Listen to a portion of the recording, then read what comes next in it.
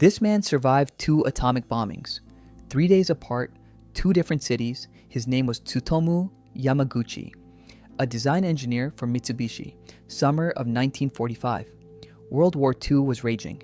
He was sent on a business trip to Hiroshima for just 3 days on work matters. On the morning of August 6th, he was walking to the shipyard. Suddenly, he realized he had left his travel pass at the dormitory. He turned around and walked back to get the document. That single minor detail would change everything. It was 8:15 a.m., August 6th, 1945. In the sky, he noticed a plane and something falling from it. Then, a blinding white flash. He dove into a ditch near a potato field. Seconds later, the shockwave struck. Hiroshima disappeared in mere moments. Tens of thousands of lives ended instantly. Yamaguchi survived, but suffered severe burns. His eardrums ruptured, and he was temporarily blinded. He found a shelter and spent the night there. The next morning, he recognized two colleagues among the ruins. Together, the three of them set off for the train station, heading home to Nagasaki. Injured and burned, he still managed to reach the train. The journey home took the entire night. On the morning of August 8th, he finally reached Nagasaki. At home, he was bandaged and given time to rest, but the very next day, he went to work anyway. He had to report on what had happened in Hiroshima. August 9th, morning. He was in his supervisor's office.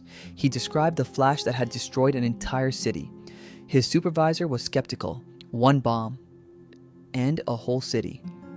At that exact moment, at 11:02 a.m., the sky flashed again. The same flash, the same nightmare, a different city. Nagasaki, his hometown, had also fallen. He dropped to the floor again, covering his head. The building partially shielded him from the worst of it. He had survived a second nuclear bombing. The same man under two atomic bombs. Statistically, it was almost impossible, but for him, it was simply reality. His wife and son were also in Nagasaki that day. They survived as well. The family was together. Long weeks of recovery began. His hair fell out and his wounds healed slowly. But gradually, his strength returned. Months later, he returned to his work as an engineer. He rarely spoke about what he had been through. For decades, he kept his story almost a secret. His health took a toll over the years.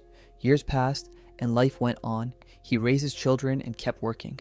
But the story of the two bombings lived inside him. Decades later, he decided to tell everything. He began writing a book and poetry about his experience. He wanted the world to never forget. He started speaking out against nuclear weapons.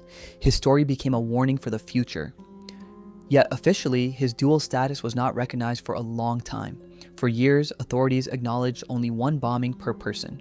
Formally, his second experience was recorded nowhere. He submitted an official request for recognition. He was already over 90 years old. In March 2009, the response arrived.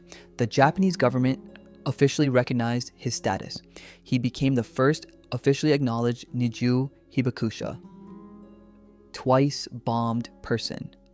That is how it translates. The only person officially recognized as surviving both atomic bombings. Press from around the world wanted to hear his story. He spoke calmly, without anger or blame. His main message was a simple word: peace.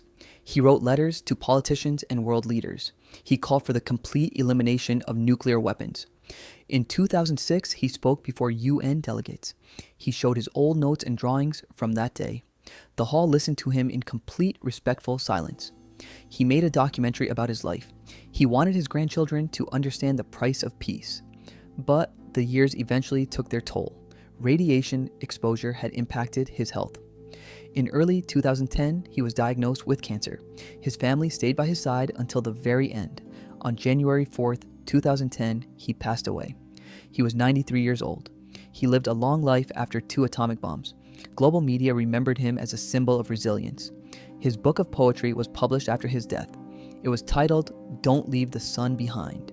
His story became a lesson for all humanity, not about destruction, but about the fragility of life, and about how, even after the worst, life can go on. Today, in Nagasaki, there is a memorial plaque dedicated to him. People travel there to hear this story, a story of incredible luck and incredible pain. Today, fewer and fewer witnesses of that era remain in the world.